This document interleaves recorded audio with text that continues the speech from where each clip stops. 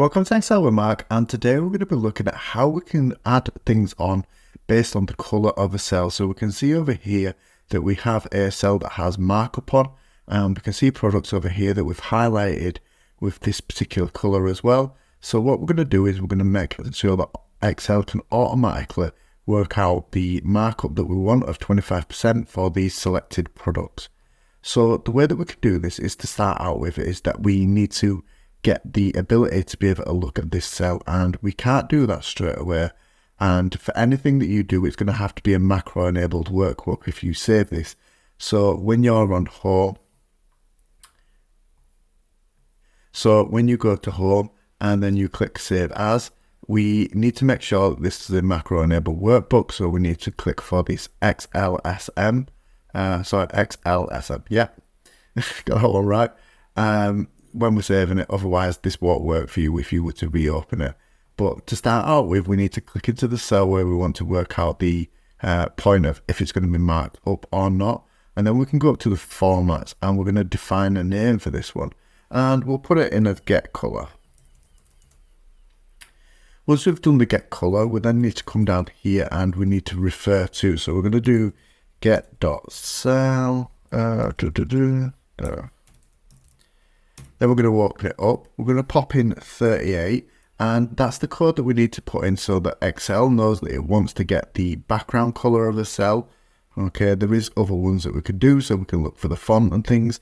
But for this one, we want the background color of a cell. And then we want to do it for this cell here. And we can see that Excel's already put in these exclamation marks for us, so we can just click into them. And we're just going to delete them out as we don't want the dollar signs within there, and then we're going to close this. So now that we've entered this, then we can press the equal sign within this cell, and we're going to start putting in the name what we put in for the defined name. So we can see we've got and we can see we've got get color there. So if we press the tab on that one, okay, and then we can click into the cell that we have the 40 there, and we can just drag this down. So we can see that this now equates to 40, and this is because of the cell color that we have here. So what we can do is just pop in a quick if statement here. So we can say if the get color is equal to 40, then we want to return this 25% here. And if not, we want it to be 0. So we'll pop that in. And we can see that we've got the 0.25 there. So, and we've worked that down. And it didn't work because I didn't press the F4 key there, so we'll lock that one in and we'll just move that down. There we go. I was like, why did this not work? I forgot my dollar signs to lock in that cell, so as I was dragging it down, it was dragging down with me. And we can see now that we've got the markup for these, so then we know what we want to sell at. So we then want this to be the B3, and we're going to times this by the markup, but we need it to be 1 plus the percentage of markup that we have there. So we want to add on 25%, close the brackets and press enter. And we can see that we've added that on there, and we can just drag this down now. And we can see that based on the colors there, that this has worked. And this is now, we could just click into different stuff. So that if we just find the right color, and then we take this, again, we can just quickly drag these things down.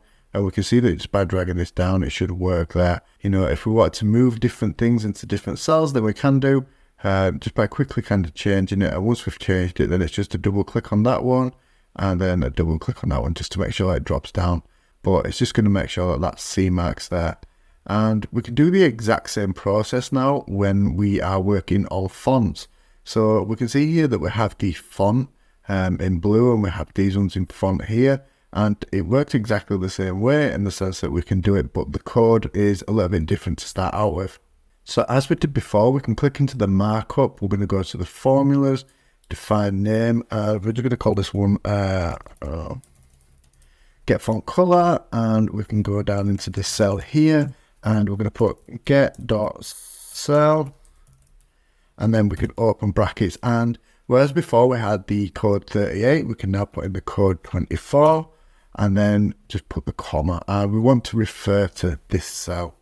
As we did before, we need to just get rid of the dollar signs. So we can click in, get rid of the dollar sign, like so, and then close the brackets and press OK.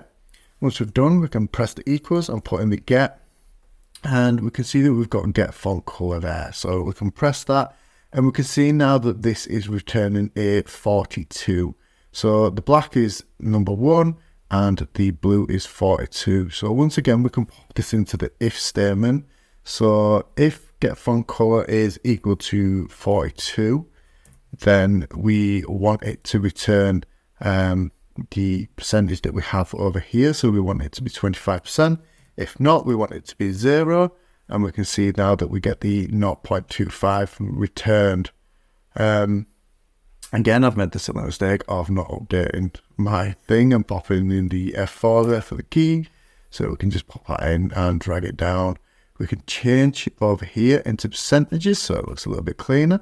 And then we can say equals the cell there times that by the 1 plus the percentage that we have there, and then press the enter. And we can see that again it's worked out for us, working really well. And this is based on the cell color, the font color that we have. And over here we have it all based on the cell color. So whether you want to do it on cell or whether you want to do it on font, there's 2 different options there. I prefer the font, the cell one, get my words right. I prefer the cell one just because it makes things stand out a little bit more. And you can kind of see if the formula isn't working right or why it isn't working. So it just makes things a bit easier for that. And like I say, you can just drag stuff down, move it around, and it just works out what it needs to do a lot easier. So yeah, if you have any questions about that, then don't forget to ask them in the comments below. And I will see you again. Thank you for watching.